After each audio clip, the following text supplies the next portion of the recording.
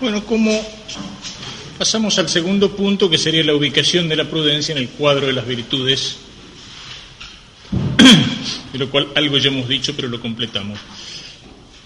Como bibliografía sobre el tema de la prudencia, decía, principalmente vamos a seguir en la Suma, en las cuestiones que se refieren a ella. Sobre la prudencia existe el libro de Marcel Descourt, que les indicaba, el primero de los trataditos de Piper sobre las virtudes, sobre la virtud de la prudencia en las virtudes fundamentales, que, como le decía, léanlo. Hay uno del padre Santiago Ramírez, La prudencia, editado por Palabra, que es un estudio de los primeros artículos de la primera cuestión de la prudencia, es decir, sobre la prudencia en sí misma, la parte más teórica. Y después hay otro, yo tengo una edición vieja, pero está editado después por Real, creo que más de una edición, de el filósofo español Leopoldo Eulogio Palacios, y se llama La prudencia política. Yo digo, lo indico como bibliografía, pero por ejemplo, el de Palacios, es un libro que vale la pena tenerlo. Es un buen estudio sobre la prudencia, digamos, referido más particularmente a la prudencia política, pero donde aparecen, y de una manera muy clara, todos los elementos principales de la virtud de la prudencia.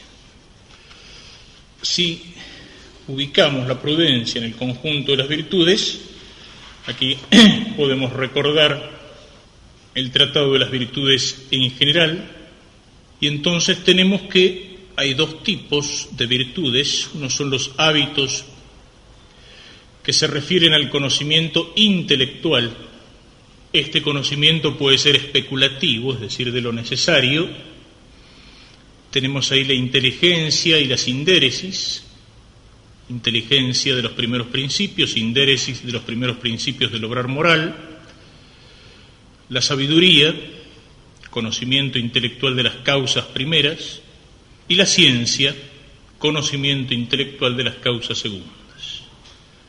Perdón, entendimiento especulativo, metí la sindéresis, viene abajo.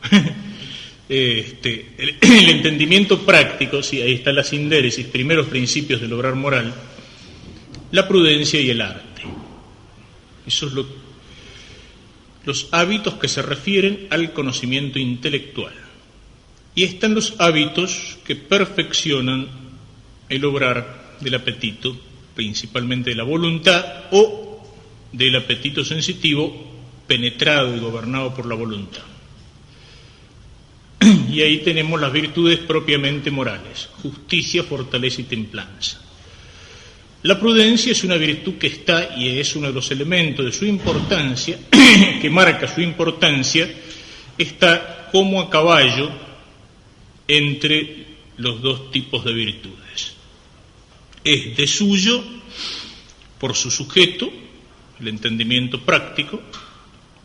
El entendimiento práctico no es distinto del especulativo, es el mismo entendimiento especulativo en cuanto que se extiende a lo concreto. Su sujeto, virtud intelectual, pero su materia, su función, su misión, es la recta ratio agibilium, es decir, el gobernar el obrar humano. Es moral sobre todo por su materia, es intelectual por su sujeto. Entonces digamos que está ahí, es el punto de enlace entre las virtudes intelectuales y las virtudes morales, lo cual significa que es el enlace, y de ahí su importancia que ya hemos resaltado, es el enlace entre la verdad y el bien. Como virtud intelectual, la verdad, no la verdad especulativa, sino la verdad práctica, la verdad del obrar de acuerdo a la recta razón, y el buen obrar, es decir, rige, gobierna a todas las otras virtudes, les fija el medio, en fin, esto lo veremos más adelante. Vamos, ahí está su ubicación. Sobre esto recuerdo simplemente algunos puntos que aparecen en el Tratado de las Virtudes en general. No me detengo, pero lo recuerdo. En la prima secunde, cuestión 56, artículo 3, Santo Tomás se refiere a las virtudes intelectuales. Santo Tomás se pregunta si el entendimiento puede ser sujeto de virtud. Ha definido los hábitos, las virtudes. ¿Cuál es el sujeto de las virtudes? ¿Cuáles son los distintos tipos de virtudes? Y va a mirar virtudes intelectuales, virtudes morales, entre ellas las cardinales, virtudes teologales. En primer lugar, intelectuales. El entendimiento puede ser sujeto de virtud, y ahí hay una distinción muy importante y para tener en cuenta. En sí mismo, el intelecto da la capacidad, pero no el uso, no el buen uso. Y por eso, las virtudes intelectuales no son de suyo virtudes en sentido pleno y perfecto de la palabra. Son, como dice Santo Tomás, siguiendo a Aristóteles en esto, virtudes secundum quid. Son virtudes en cuanto que perfeccionan, sabiduría, ciencia, arte, perfeccionan la inteligencia.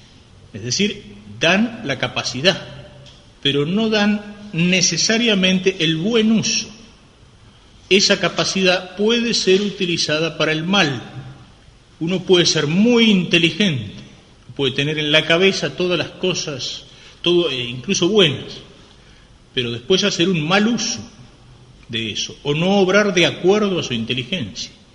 La santidad no se consuma en la inteligencia. Uno podría ser un enorme teólogo e irse al infierno con toda su teología.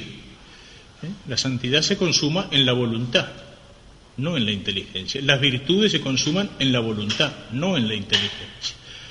La inteligencia, cuando es recta, tiene que iluminar. Ahí va a estar la función de la prudencia. El intelecto puede ser sujeto de virtud simpliciter, es decir, plena y perfecta, en cuanto que es movido por la voluntad.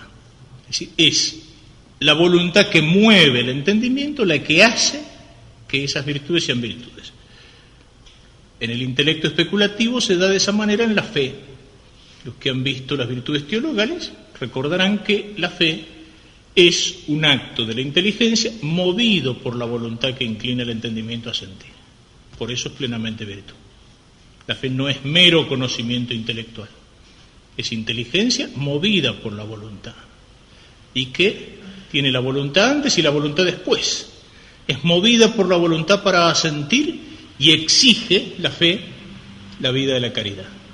Entonces la voluntad antes y después, es como un sándwich.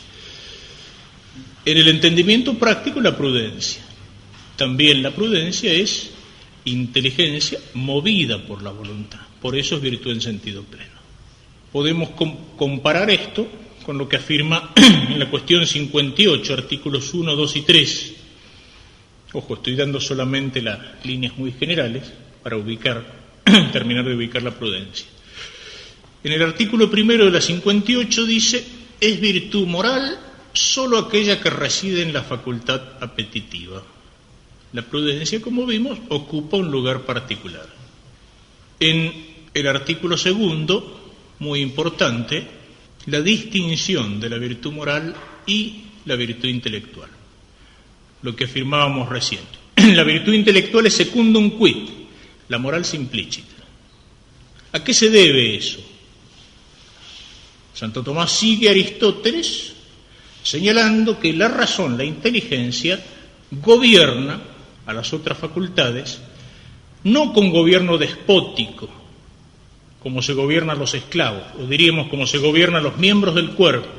La mano está sujeta a un gobierno despótico, no puede oponerse cuando recibe una orden del cerebro.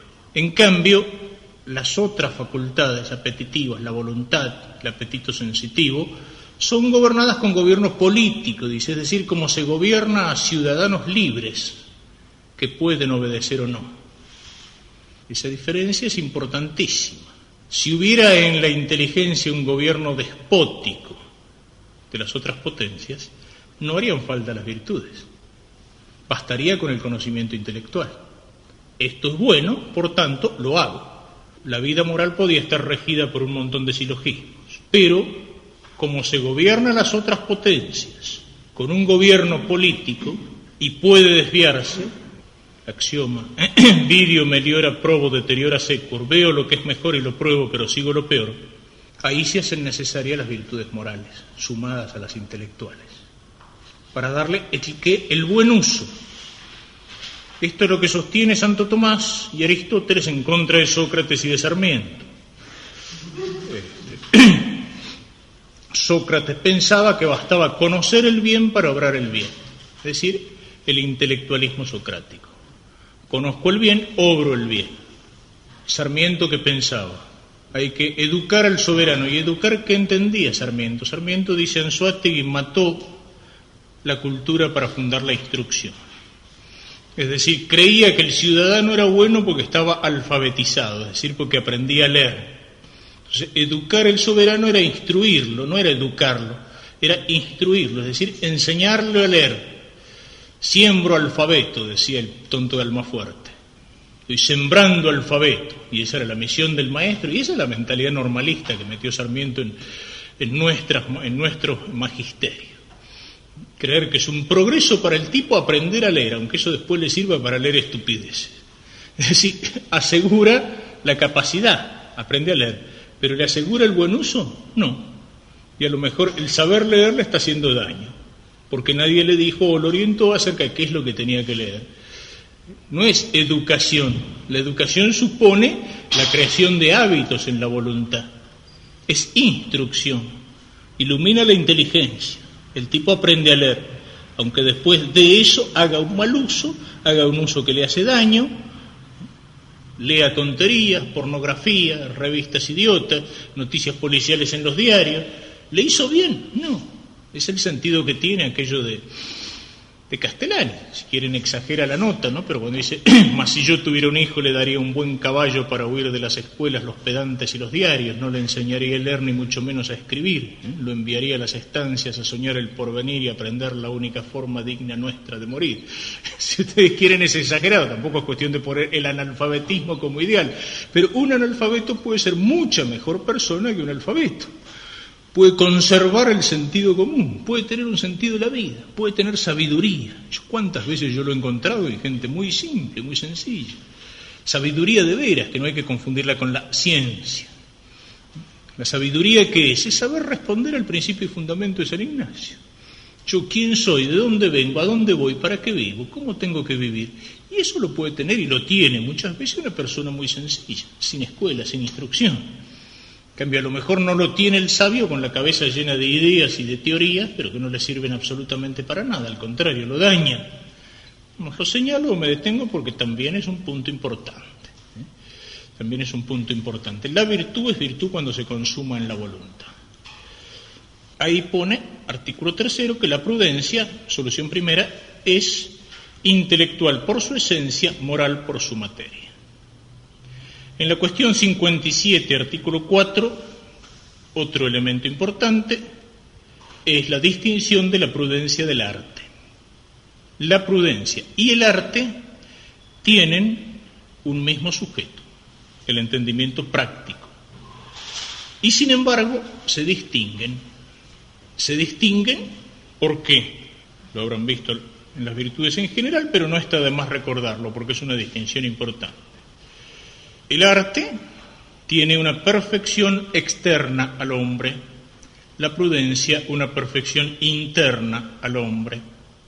La operación del artista es una operación transeúnte, sale fuera del hombre. La perfección de la prudencia es una operación inmanente, es decir, es perfección del sujeto que obra. La perfección de la obra de arte puede permanecer. Hay obras de arte que siguen existiendo después que se murió el artista. La de la prudencia no, va unida al hombre. No quiere decir que el obrar de la prudencia no salga hacia afuera, dirige las acciones humanas, pero en primer lugar es perfección del sujeto. Es la distinción que está indicada por estos dos verbos latinos, lo pueden ver más en Piper, página 68 y siguiente, entre el facere y el agere.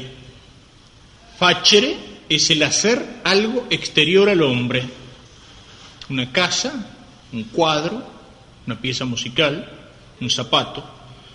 Agere es una perfección interior al hombre, es la perfección del obrar humano.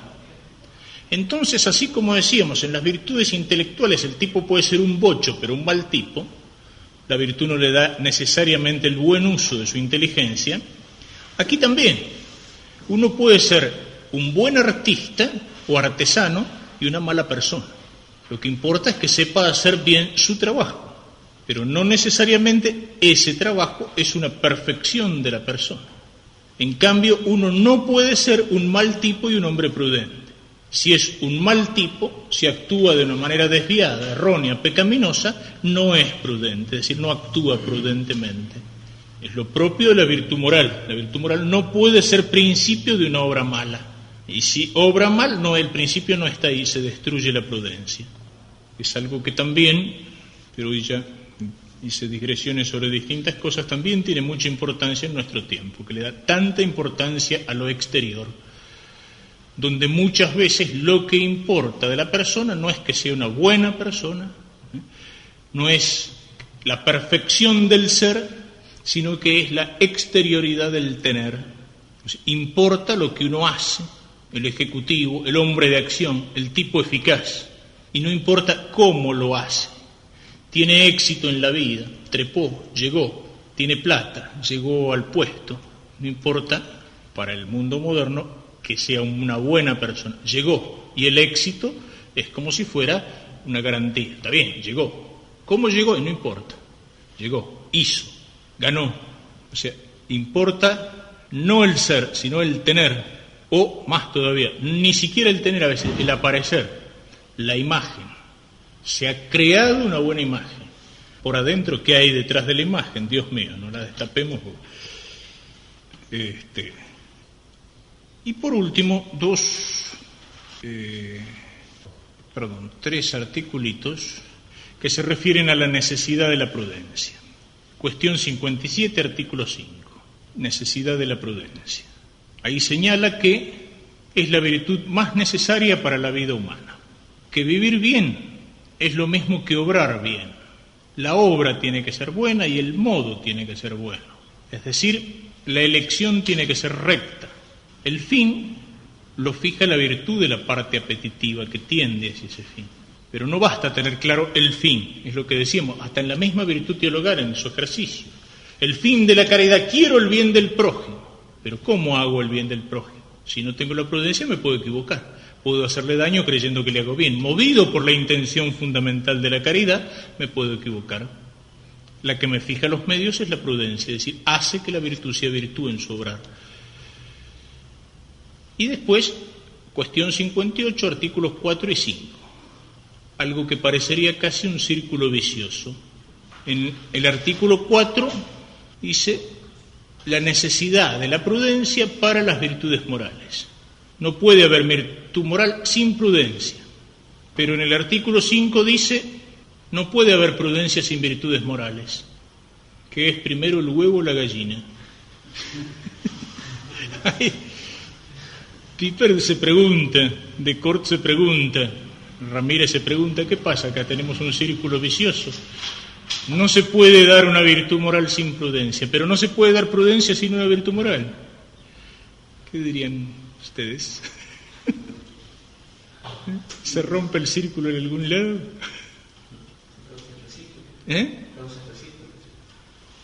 No, en cierto modo hay una prioridad.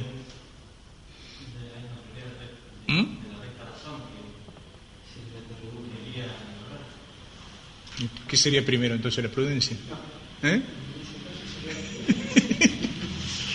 No. Piper lo resuelve, en fin, en general los otros también. Esto en página 37 y en página 73 aparece. Lo resuelve de la siguiente manera. ¿Qué es lo primero que hay? Lo primero que hay está en el apetito, es decir, en lo que correspondería a la virtud moral, que es la inclinación de la potencia hacia su objeto. Hay una inclinación natural de la potencia hacia su objeto. Como la inteligencia tiene una inclinación natural hacia la verdad, la voluntad tiene una inclinación natural hacia el bien, el apetito sensitivo, en sus diversos aspectos, tiene una inclinación natural hacia. Eso es lo primero. Existe en el hombre, aunque sea herido por el pecado, una inclinación natural hacia el objeto de las distintas potencias. Esa inclinación es buena, pero no es todavía virtuosa. Es decir, está, pero como señala Piper, no basta con la simple inclinación natural, porque puede desviarse, puede arruinarse. Entonces, ¿qué? La prudencia es la causa de que las demás virtudes sean virtudes. Primero está la inclinación natural de la potencia sujeto, pero viene la prudencia para fijarle el medio de realización concreta. Es decir, no podemos hablar todavía de virtud, sino de una inclinación natural de la inteligencia a la verdad, por ejemplo, o del apetito sensitivo, el apetito concupiscible, en la comida, en la bebida, en el sexo. Hay una inclinación natural, pero no es necesariamente virtuosa. Para transformarse en virtud hace falta la prudencia que le dice, esto es bueno, aquí está, este es el justo medio. Es decir, prima la inclinación del apetito, pero no es todavía virtud, aunque sea una inclinación buena correspondiente al apetito.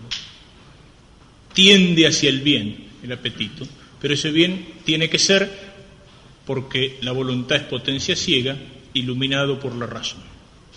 La función de la prudencia que reside en la inteligencia es iluminar el obrar concreto, transformando en virtud lo que es una mera inclinación natural.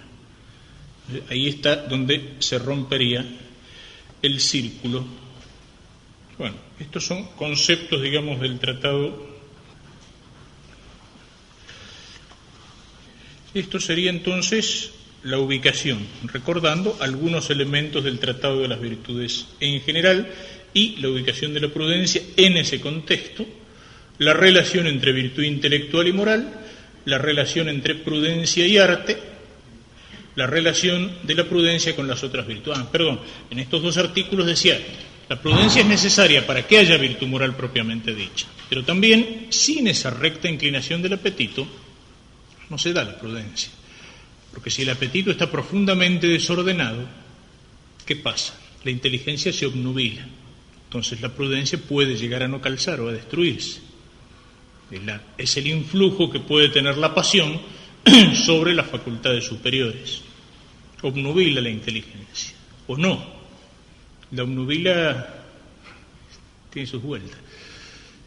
A veces dicen el amor es ciego. No es ciego, guarda. Es tremendamente lúcido. Lo que pasa es que tiene anteojera como el caballo. El tipo que está enamorado perdidamente de una mujer, ¿qué pasa? ¿Está ciego?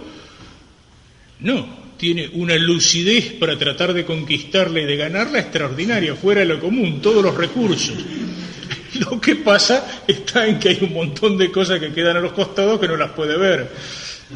Es menos libre para elegir, pero es más voluntario para amar. Su voluntad está intensamente comprometida, su libertad está disminuida. El tipo que es avaro y que quiere juntar plata es terriblemente lúcido para juntar plata, pero lo que pasa es que lo único que ve es la plata juntada. Entonces, la pasión, digamos, cuando digo obnubila, no quiere decir que no lo vuelva ciego del todo, pero lo vuelve una especie de ciego parcial, digamos. Es decir, le hace enfocar la vista de una manera desordenada en un solo punto. Y eso puede destruir la prudencia. ¿Por qué? Desvía y oscurece y tuerce la inteligencia, ¿no? Por eso son dos cosas que se necesitan mutuamente. Y el último punto, que apenas lo empiezo, es la prudencia en la Sagrada Escritura. La prudencia, como las otras virtudes cardinales, aparecen expresamente nombradas en la Sagrada Escritura. Por más que diga el señor Hering en su libro sobre libertad y fidelidad en Cristo que las virtudes cardinales son una cosa de Platón y del pensamiento griego y no de la Escritura. Cierto, aparecen en el libro de la sabiduría, que es un libro que ciertamente tiene un fuerte influjo griego, pero en eso, que me perdonen los exégetas, algunos, en la Sagrada Escritura, algunos piensan que solo es revelado, palabra de Dios, lo que responde al pensamiento hebreo y es una especie de infiltrado lo que responde al pensamiento griego. En la Escritura es tan revelado lo que Dios puede revelarse utilizando cualquier categoría humana. Y en la Escritura es tan revelado lo que responde al pensamiento hebreo como lo que responde al pensamiento griego. Las dos cosas existen en la Escritura, hay presencia de lo griego. Entonces, si no es un libro griego, bueno, pero eso no lo inventó Platón, eso es palabra de Dios. Sabiduría 8:7. Dice, amas la justicia. Y aquí aparece mezclado el pensamiento hebreo. Justicia, en el pensamiento hebreo y oriental en general, significa santidad. Amas la santidad. Es decir, el justo es el amigo de Dios, la Escritura. ¿Amas la santidad? Las virtudes son el fruto de sus esfuerzos, pues ella enseña la templanza y la prudencia, la justicia y la fortaleza, lo más provechoso para el hombre en la vida. Justicia en el sentido ya más estricto de virtud cardinal, pero son el fruto de los esfuerzos, es decir, los relaciona con la santidad, con el amor de Dios, con el servicio de Dios. Menciona entre ellos a la prudencia. ¿En qué sentido podemos decir que la prudencia aparece con abundancia en la Escritura? La prudencia aparece en el pensamiento de la sabiduría de Oriente. Es precisamente un conocimiento de la razón práctica, es sabiduría, pero sabiduría no como conocimiento de los primeros principios o de las primeras causas, sino sabiduría práctica. Es el sentido que tienen los libros sapienciales, no solo en la Sagrada Escritura, sino entre los orientales. Podemos definir esta sabiduría que se identifica con la prudencia. Primer libro de los Reyes, capítulo 3, versículo 9. Yahvé concedió a Salomón, antes de eso. Capítulo 3, versículo 5.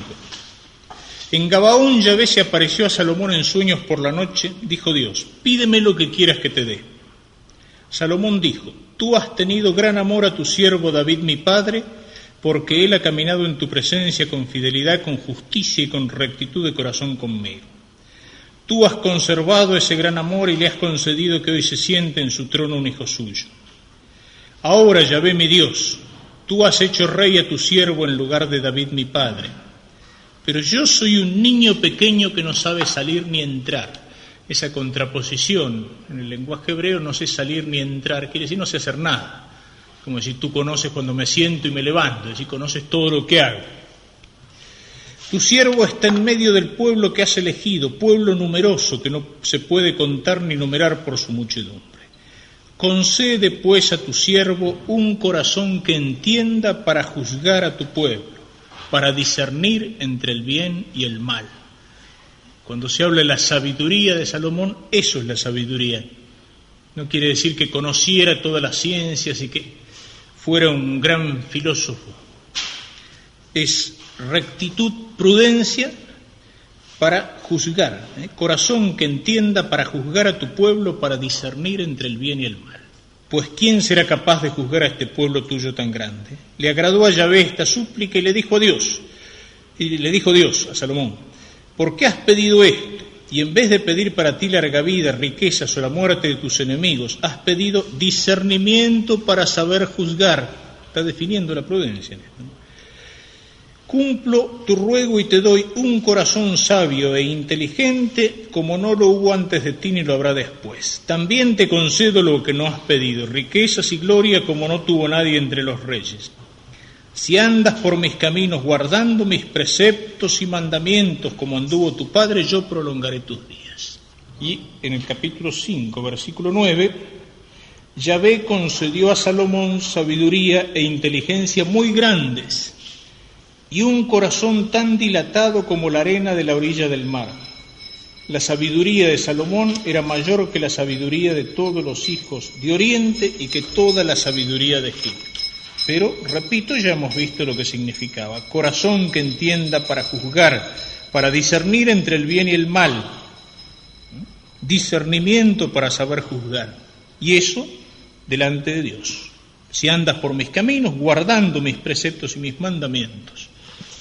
Bueno, esa es la idea central que aparece en todos los libros sapienciales y que vuelve a aparecer en el Nuevo Testamento. Te damos gracias, Señor, por todo lo que recibimos de tus manos. Gloria al Padre, y al Hijo, y al Espíritu Santo.